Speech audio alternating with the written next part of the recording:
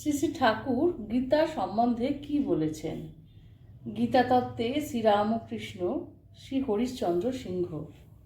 গীতা সম্বন্ধে শ্রীরামকৃষ্ণের উক্তি। গীতা পড়লে কি হয়? 10 বার গীতা গীতা বললে যা হয়, গীতা গীতা বলতে বলতে ত্যাগী হয়ে যায়।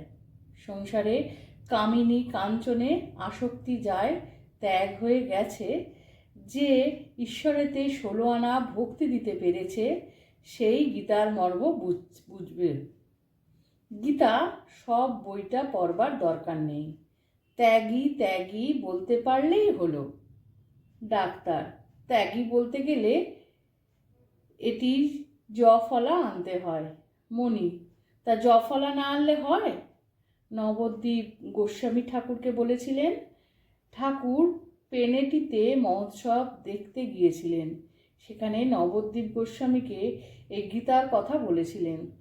তখন গোস্বামী বললেন, তগ ধাতু ঘং তাগ হয়, তার উত্তর ইন প্রত্যয় করলে ত্যাগী হয়।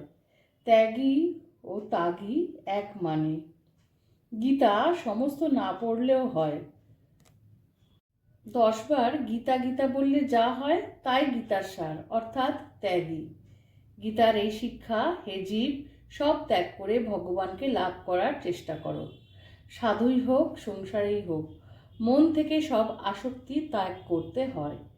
চৈতন্যদেব যখন দক্ষিণে তীর্থভ্রমণ করেছিলেন, দেখলেন একজন গীতা পড়ছে, আর একজন একটু দূরে বসে শুনছে আর কাঁদছে, কেঁদে চোখ ভেসে যাচ্ছে। চৈতন্যদেব জিজ্ঞাসা করলেন, তুমি এসব বুঝতে পারছো? সে বললে, ঠাকুর, আমি শ্লোক এসব কিছু বুঝতে পারছি না। তিনি জিজ্ঞাসা করলেন, তবে কেন কাঁদছ? ভক্তটি বললেন, আমি দেখছি অর্জুনের রথ, আর তার সামনে ঠাকুর আর অর্জুন কথা করছেন, তাই দেখে আমি কাঁদছি। গীতা সব শাস্ত্রের সার। সন্ন্যাসীর কাছে আর কিছু না থাকে, গীতা একখানি ছোট থাকবেই। এই আমাদের ঠাকুরের গীতা নিয়ে আমাদের সামনে তুলে ধরা সোজা সরল ধারণা।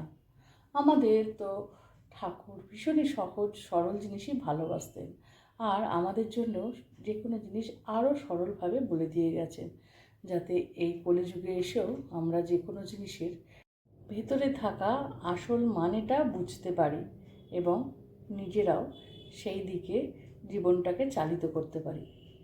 ছোট্ট ভিডিওটা ভালো লাগলে সঙ্গে থাকবেন। শ্রী শ্রী ঠাকুর, মা, স্বামীজি, আমার গুরু মহারাজ এবং অন্যান্য মহারাজদের শ্রীচরণে শতকোটি প্রণাম।